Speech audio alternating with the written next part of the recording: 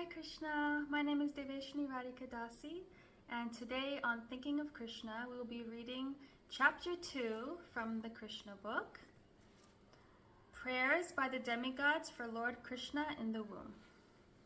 If you have a book, a Kṛṣṇa book at home, and you would like to read along, you're more than welcome, or you can just sit back and listen. This is a really long one. Let's see if we can get through the whole thing today. Chapter 2, Prayers by the Demigods for Lord Kṛṣṇa in the Womb. King Kṛṣṇa not only occupied the kingdoms of the Yadu, Bhoja, and Andaka dynasties, and the kingdom of Shurasena, but he also made alliances with all the other demoniac kings as follows: the demon Pralamba, demon Baka, demon Chanura, demon Srinavarta, demon Agasura, demon Mushtika, demon Arishta, demon Dvivida, demon Putana, demon Keshi, and demon Denuka.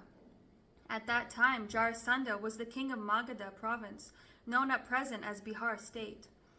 Thus, by his diplomatic policy, Kṛṣṇa consolidated the most powerful kingdom of his time under the protection of Jarasandha. He made further alliances with such kings as Banasura and Bhaumasura until he was the strongest. Then, he began to behave most inimically toward the Yadu dynasty, into which Kṛṣṇa was to take his birth.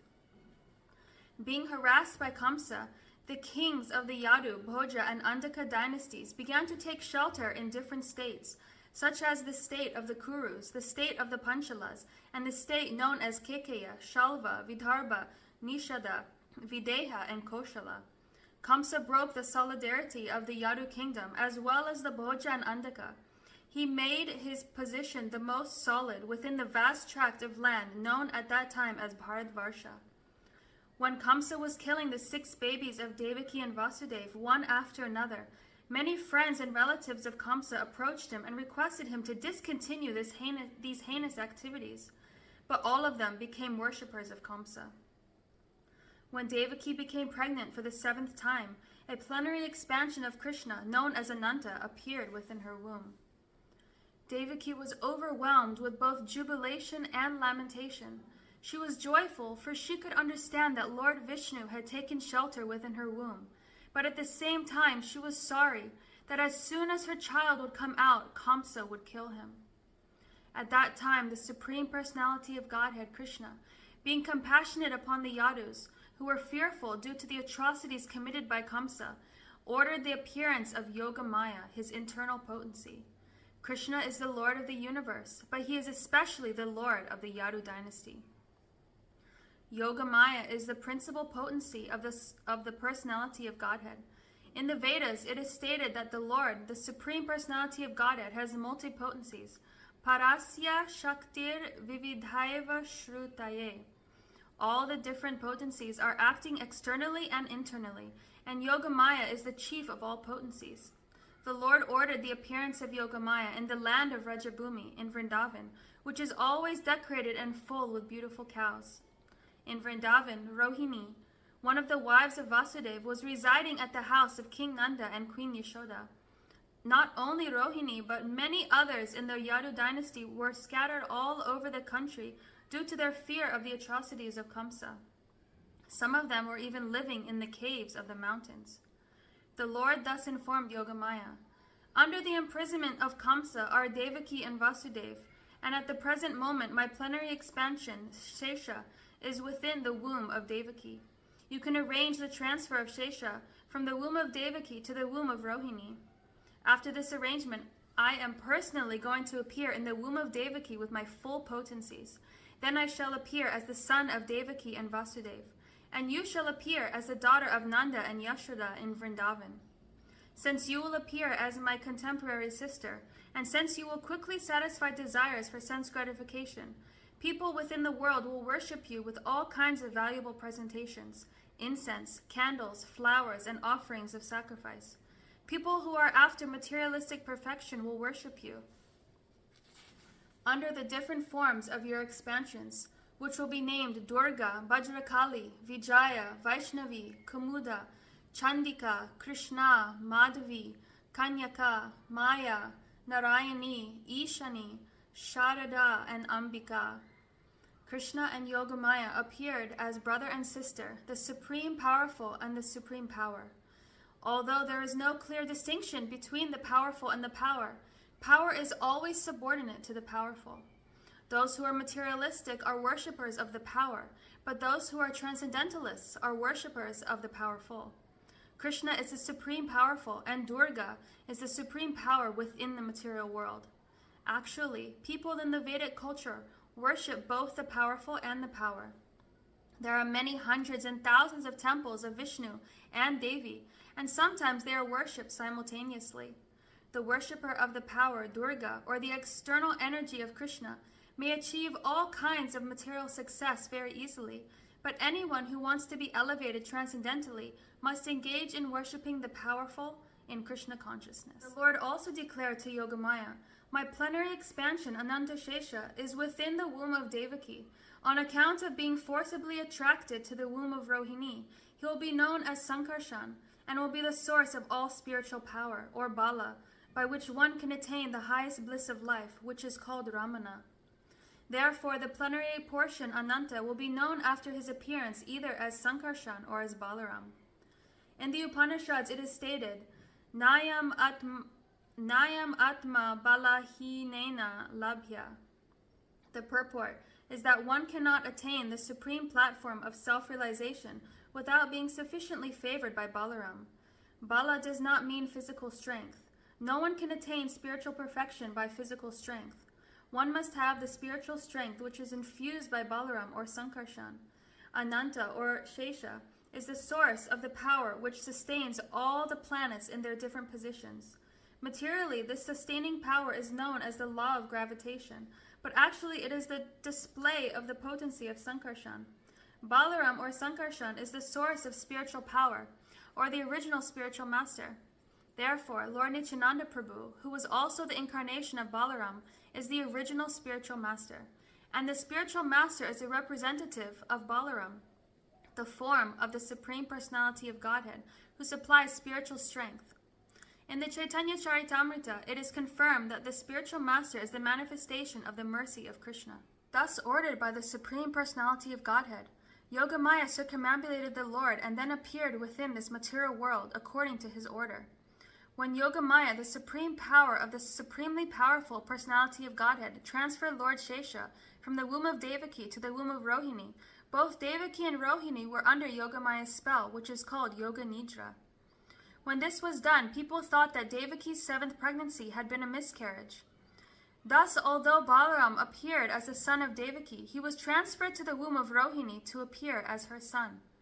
After this arrangement, the Supreme Personality of Godhead, Kṛṣṇa, who was always ready to protect his unalloyed devotees, entered within the mind of Vasudeva as the Lord of the whole creation, with full inconceivable potencies. It is understood in this connection that Lord Kṛṣṇa first of all situated himself in the unalloyed heart of Vasudeva, and was then transferred to the heart of Devaki. He was not put into the womb of Devaki by seminal discharge. The Supreme Personality of Godhead, by his inconceivable potency, can appear in any way. It is not necessary for him to appear in the ordinary way, by seminal injection within the womb of a woman. When Vasudeva was sustaining the form of the Supreme Personality of Godhead within his heart, he appeared just like the glowing sun, whose shining rays are always unbearable and scorching to the common man.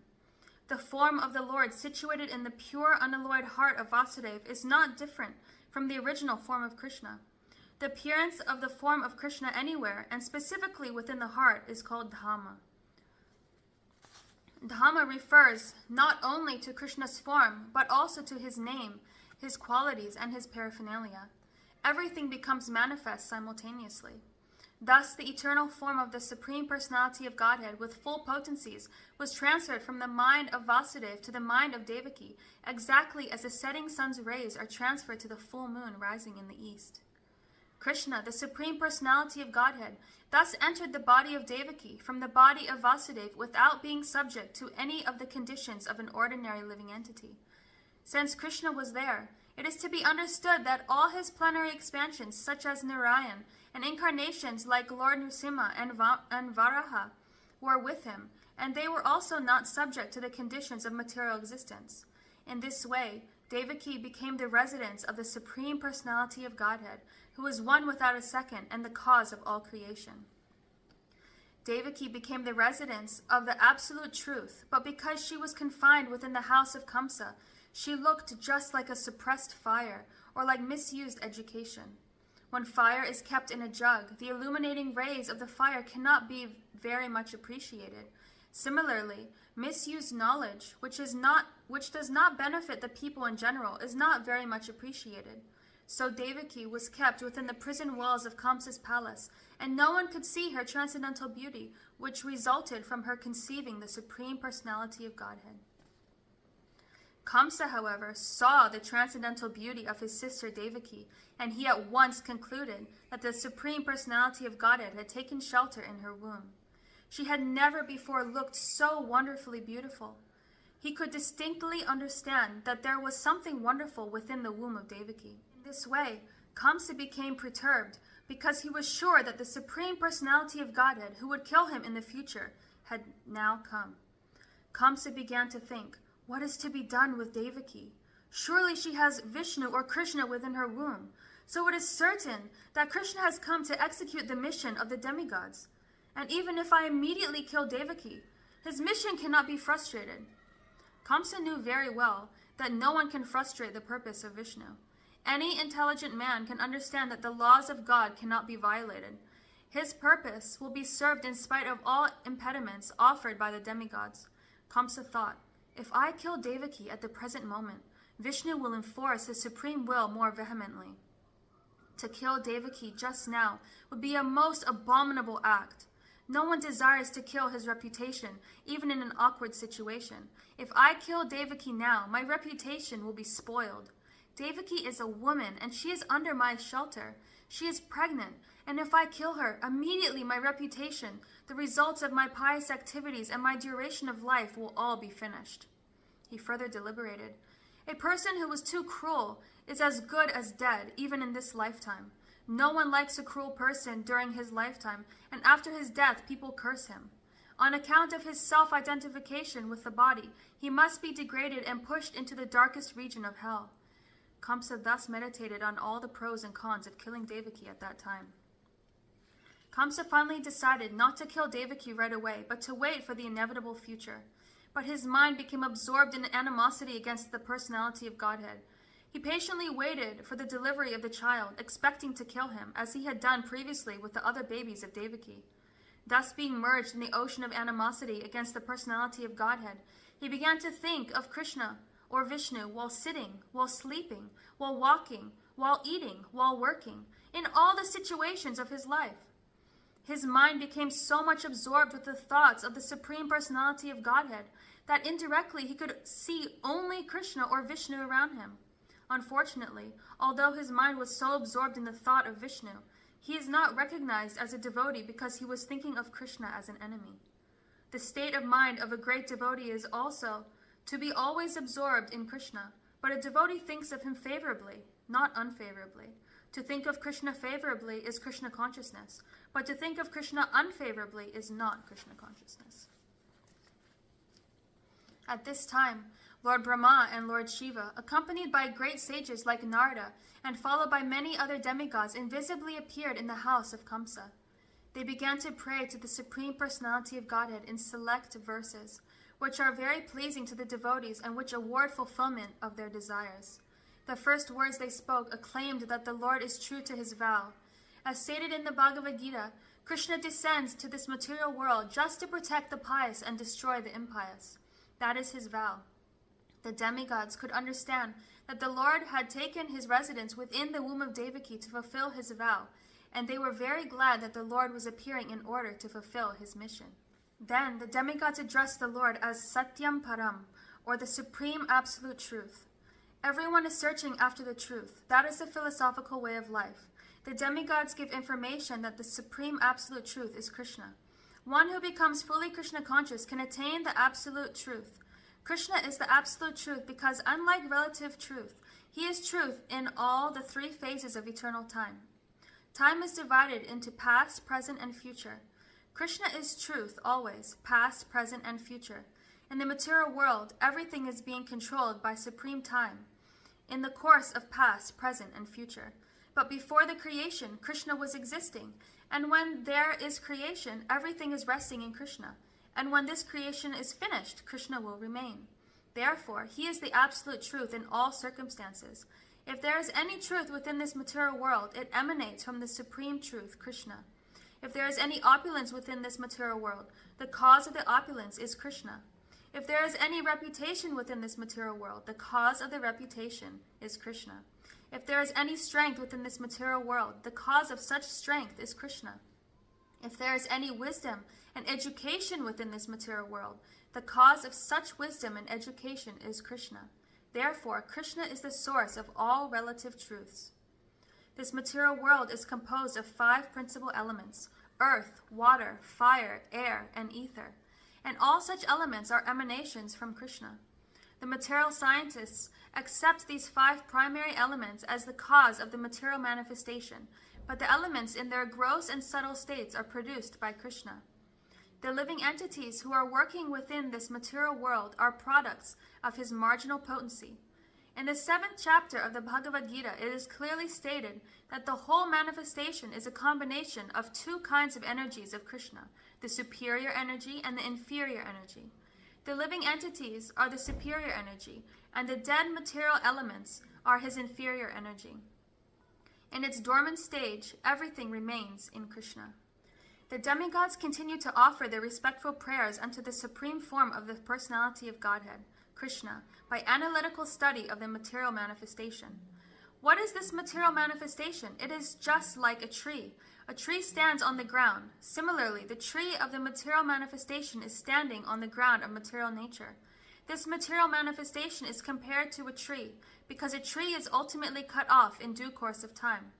A tree is called vriksha. Vriksha means that thing which will be ultimately cut off. Therefore, this tree of the material manifestation cannot be accepted as the ultimate truth, because it is influenced by time. But Kṛṣṇa's body is eternal. He existed before the material manifestation. He is existing while the material manifestation is continuing, and when it will be dissolved. He will continue to exist. Therefore, only Kṛṣṇa can be accepted as the absolute truth. The Katha Upanishad also cites this example of the tree of the material manifestation standing on the ground of material nature. This tree has 2 kinds of fruits, distress and happiness. Those who are living in the tree of the body are just like 2 birds. One bird is the localized aspect of Kṛṣṇa, known as the Paramatma, and the other bird is the living entity. The living entity is eating the fruits of this material manifestation. Sometimes he eats the fruits of happiness, and sometimes he eats the fruits of distress. But the other bird is not interested in eating the fruit of distress or happiness, because he is self-satisfied. The Katha Upanishad states that one bird on the tree of the body is eating the fruits, and the other bird is simply witnessing. The roots of this tree extend in 3 directions. This means that the root of the tree is the 3 modes of material nature: goodness, passion, and ignorance. Just as the tree's root expands, so, by association of the modes of material nature, goodness, passion, and ignorance, one expands his duration of material existence. The taste of the fruits are of 4 kinds: religiosity, economic development, sense gratification, and ultimately liberation. According to the different associations in the 3 modes of material nature, the living entities are tasting different kinds of religiosity, different kinds of economic development, different kinds of sense gratification, and different kinds of liberation. Practically, all material work is performed in ignorance, but because there are 3 qualities, sometimes the quality of ignorance is covered with goodness or passion. The taste of these material fruits is accepted through 5 senses. The 5 sense organs through which knowledge is acquired are subjected to 6 kinds of whips: lamentation, illusion, infirmity, death, hunger, and thirst. This material body, or the material manifestation, is covered by 7 layers: skin, flesh, blood, marrow, bone, fat, and semen. The branches of the tree are 8: earth, water, fire, air, ether, mind, intelligence, and ego. There are 9 gates in this body: the 2 eyes, 2 nostrils, 2 ears, 1 mouth, 1 genital, 1 rectum.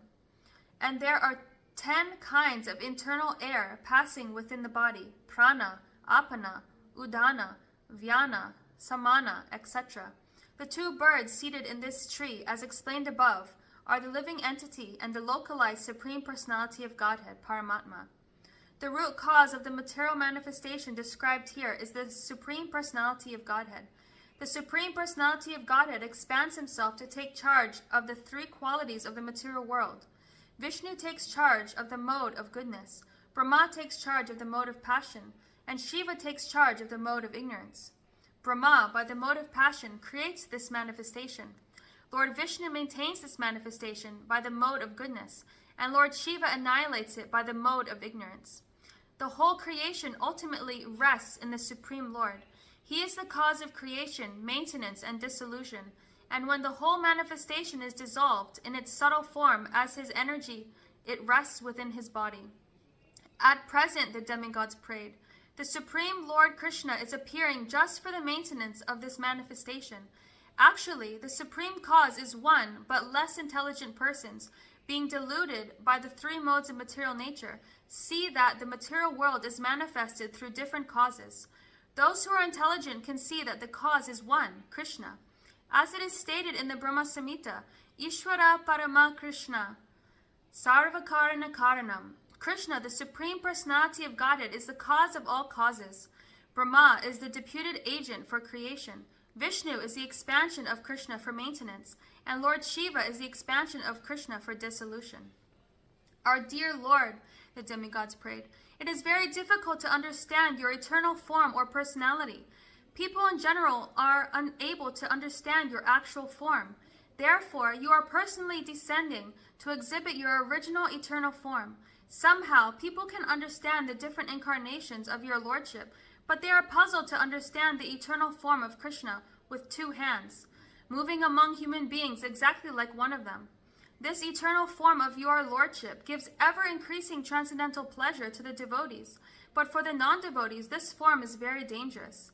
As stated in the Bhagavad Gita, Kṛṣṇa is very pleasing to the sadhus, paritranaya sadhunam, but this form is very dangerous for the demons because Kṛṣṇa also descends to kill the demons. He is therefore simultaneously pleasing to the devotees and dangerous to the demons. Okay, this is a very long chapter, so we will finish here and we will do part 2 next time. Thank you so much for watching. See you next time. Hare Krishna.